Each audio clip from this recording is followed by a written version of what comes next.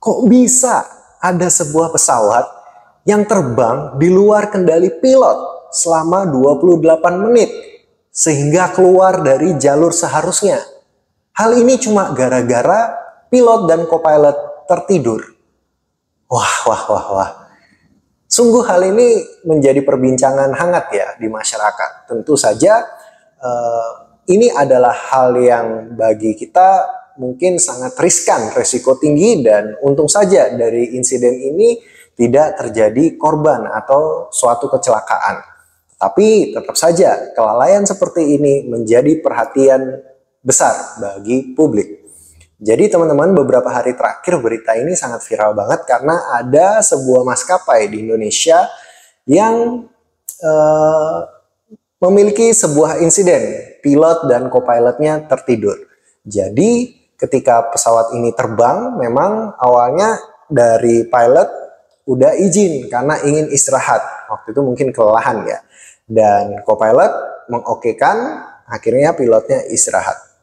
Nggak berapa lama kemudian si pilot ini bangun, nawarkan gantian. Kamu pengen istirahat juga nggak? Seperti itu. Mungkin karena yang co-pilot ini dia lebih junior, mungkin ada perasaan sungkan atau gimana gitu ya. Dia menolak. Oh nggak usah, nggak apa-apa, santai aja. Mungkin gitu ya bahasanya. Terus akhirnya pilotnya ini tidur lagi. Ketika pilotnya tidur lagi dan akhirnya bangun dari tidurnya, kagetlah co-pilotnya. Kenapa? Karena di situ radio komunikasi udah rame, wong, tapi tidak ada yang menjawab. Pas dilihat temennya, loh tidur juga gitu. Jadi co-pilotnya tertidur juga. Dari situ akhirnya si pilot ini langsung mengambil alih kemudi, teman-teman. Untungnya waktu itu pesawatnya autopilot ya, tetapi kan itu juga menjadi bahaya ya kalau misalnya dalam situasi-situasi tertentu. Dan ketika diambil alih, untungnya pesawatnya bisa mendarat dengan selamat. Meskipun pesawatnya sempat kehilangan komunikasi kurang lebih selama 28 menit dan keluar dari jalur rute yang seharusnya, teman-teman. Nah, ini menjadi pembelajaran bagi kita.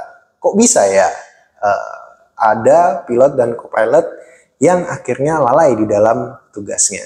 Walaupun ada pembelaan dari co-pilot di dalam berita, yang beberapa berita yang saya baca, karena si co-pilot ini juga keluarga muda, dia habis pindah-pindahan berapa hari yang lalu, mungkin kecapean, terus dia juga baru punya anak, anaknya kembar lagi. Mungkin dia bergantian sama istrinya ya, gantian jaga. Seperti itu akhirnya kekurangan istirahat. Walaupun sebelum keberangkatan udah cek tekanan darah segala macam normal, tapi ketika menjalankan tugas, ya namanya manusia kadang pasti ada lalainya ya. Seperti itu teman-teman. Nah, yang jadi pertanyaan di masyarakat, apakah boleh salah satu pilot atau co-pilot di dalam menjalankan tugas tertidur? Nah, boleh nggak tuh? Ini menjadi pertanyaan masyarakat luas di tengah-tengah ramainya isu pilot dan co-pilot yang tertidur di saat pesawat sedang terbang. Saya mengutip beberapa pernyataan dari pilot YouTuber Indonesia. Kalian udah tahu lah siapa orangnya kayak gitu. Tapi saya ngambil intisari dari yang dia sampaikan. Jadi ada beberapa insight yang saya dapat. Memang seharusnya pilot dan co-pilot itu tidak tidur ketika sedang menjalankan tugasnya, teman-teman. Itu adalah resiko wajib sebagai seorang pilot atau co-pilot. Tetapi pada umumnya tertidur di kokpit itu adalah hal yang lumrah. Berarti dari kata-kata itu saya menggarisbawahi kemungkinan besar memang sering terjadi tidurnya pilot atau co-pilot di kokpit. Dan beliau menganggap itu adalah hal yang lumrah dan manusiawi. Siapa aja bisa capek kayak gitu kan. Makanya ada pilot co-pilot. Nah kalau misalnya salah satunya tertidur, salah satu bisa, maksudnya pesawat itu masih bisa dikendalikan salah satu orang, kayak gitu ya teman-teman. Tapi memang secara peraturan perusahaan memang tidak boleh gitu. Tapi mungkin karena satu dan lain hal, kalian tahu lah, itu menjadi hal yang sering terjadi kayak gitu. Tapi kalau misalnya dua-duanya tertidur, nah ini bisa menjadi masalah karena sangat berbahaya teman-teman. Walaupun di situ disampaikan juga, biasanya yang paling riskan adalah di bawah ketinggian 10.000 kaki. Itu sudah harus wajib standby pilot dan co-pilot. Karena di bawah 10.000 kaki itu trafficnya tinggi ya, traffic pesawatnya. Jadi jangan sampai ada apa-apa kayak gitu. Tapi kalau sudah di atas 10.000 kaki biasanya lebih aman. Biasanya pilot lebih santai terus menjalankan autopilot kan sampai ke rute tertentu, akhirnya digerakkan kembali. Nah, kayak gitu. Jadi kalau dari pernyataan tersebut saya menggarisbawahi sebenarnya tidak boleh gitu tertidur, tapi namanya manusia pasti ada lalainya kayak gitu kan. Makanya salah satu harus standby, salah satu harus saling pengertian. Kalau satunya tidur ya satunya harus siap tuh. Kalau perlu pilot co-pilot tuh ada 3 gitu, jadi bisa bergantian satu dengan yang lainnya. Nah, beberapa maskapai kan ada juga yang pilot co-pilotnya tuh ada 3 gitu ya. Hal inilah yang bisa menjadi pelajaran bagi kita. Ternyata serem juga ya, dunia pilot itu tanggung jawabnya sangat besar. Jadi kita harus melihat bahwa tanggung jawab mereka ini adalah hal yang sangat krusial karena menyangkut nyawa dari banyak orang. Bayangkan satu pesawat tuh berapa yang naik penumpangnya. Itu kalau sampai kenapa-napa, wah itu bakal jadi berita yang besar. Tidak hanya kerugian nyawa orang saja, tapi juga perusahaannya pasti akan kena nama baik juga. Ketika ada berita-berita isu-isu seperti ini mencuat, otomatis dari sisi perusahaan, secara citra perusahaan ini merugikan, kayak gitu kan. Nah, otomatis perusahaan harus memberikan klarifikasi, entah juga selain klarifikasi belibet banget. Selain klarifikasi, perusahaan juga harus memberikan sanksi kepada pihak-pihak yang lalai di dalam menjalankan tugasnya, seperti itu ya teman-teman. Walaupun sanksi pemecatan saya rasa tidak terlalu over lah menurut saya, karena memang namanya manusia juga pasti ada lalai, tapi kira-kira dampaknya seperti apa sih, dan mereka mau nggak untuk memperbaiki kesalahan mereka, seperti itu.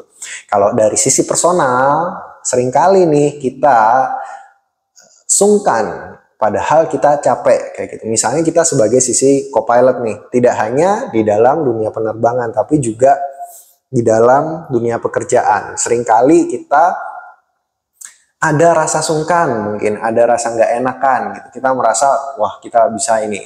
Kalau misalnya kita benar-benar capek, kondisi kita tidak fit, kondisi kita tidak bagus, kita harus jujur dengan kondisi kita saat itu. Jangan khawatir kita akan dianggap wah mingi itu paling ya. Mingi itu apa ya, dikit-dikit ngeluh. Enggak teman-teman, yang paling tahu kondisi fisik kalian saat itu adalah kalian sendiri. Kadang kan kalau misalnya kita di dunia kerja, di kantoran gitu, kita ngerasa nggak enak badan, habis itu kita ngomong sama teman, saya izin ya sakit gini. Kadang kan dinyinyirin kan, halah sakit gitu doang, udah apa gitu doang sakit, aku loh gini.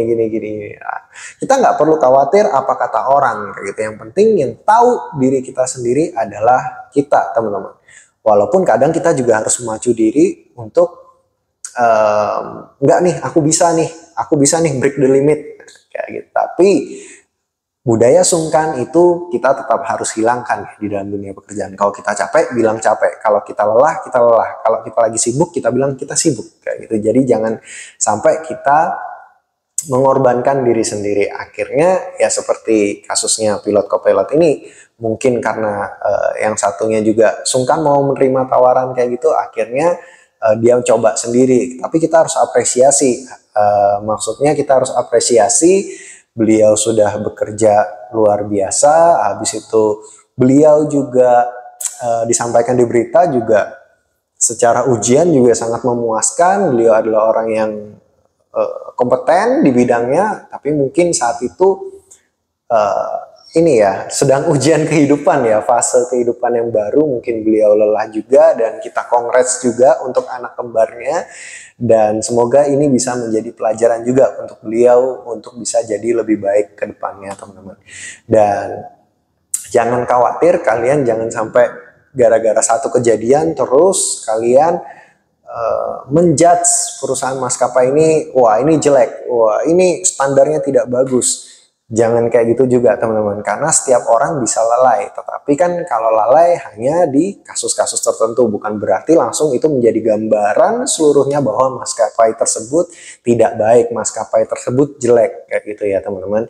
Jadi kita juga harus harus ambil tengah-tengahnya, kita juga harus memaklumi, walaupun kita juga harus awasi sama-sama dan kita kasih feedback sama-sama ke maskapai tersebut supaya hal ini tidak terjadi lagi ke depannya. Syukur-syukur tidak terjadi sesuatu yang merugikan ya, kecelakaan atau apapun juga teman-teman.